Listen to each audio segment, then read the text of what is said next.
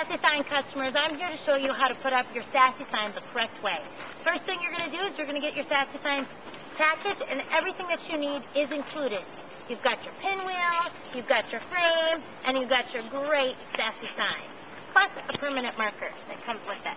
So, first thing you're going to do is you have your frame system. It comes with 3 pieces. You've got 2 legs and your top piece.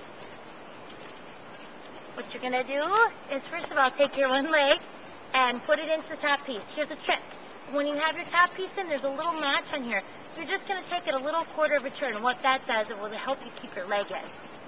You do the same with the other side. And what a lot of people do is they take their sign and they just stick it in the ground, and then they frame, and they take their sign and they try to put it over here. This is what you don't want to do. By doing this, you're going to take the sign and you will rip it because it will be very hard to put on. We've specifically made our frame and our sign this way so that it doesn't get a lot of airflow and it stays on. So here's the right way. You take your frame, once it's put together, you take the 2 pieces, you just cross them like a triangle. And you take your sign and you just put it in one corner and right on the other. See how easy that is? Just flip it right on, and there's a lot of room. It gives you a lot of room. Then, just open up the leg. Now you got it nice and tight. And you can just push it as far as it goes, that's where the frame is, and put it right into the ground. Did you see how far I put it in? It's about 4 to 6 inches, works the very best.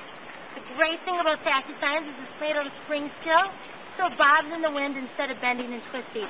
Your final point of your Sassy Sign is to take our patent pinwheel, and you're going to put it right in the already punched hole. Now, some of you may have a few signs that don't have the hole, so what you're going to do is just punch a little hole in there. You can even do it with the stick of the pinwheel. And then what you're going to do is take tape, just any tape will do, scotch or whatever, and you take a piece of tape, you go from underneath the sign, and you just tape the pinwheel right to the poly. And I usually I do 2 pieces because it helps a little bit with keeping the pinwheel on. So you just slide right up here. And usually you can kind of leave about 2 to 3 inches up on top because that gives you some really good wind flow. Then put your sign back down and just move the top of the pinwheel head, and there you got your Sassy Sign. A few great tips for you to use with your Sassy Sign is you can always do this ahead of time. Do them at home, put them in your car, you're set to go. You can write on it with your marker, see your Sassy Sign blowing in the wind.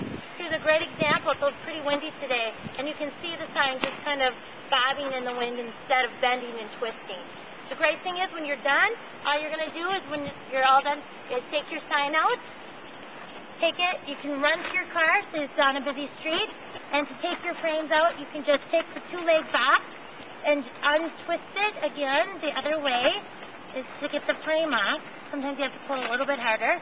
And here's what I do is I take the pinwheel out as well, and you can just fold up your sign like this. Keep the top frame on.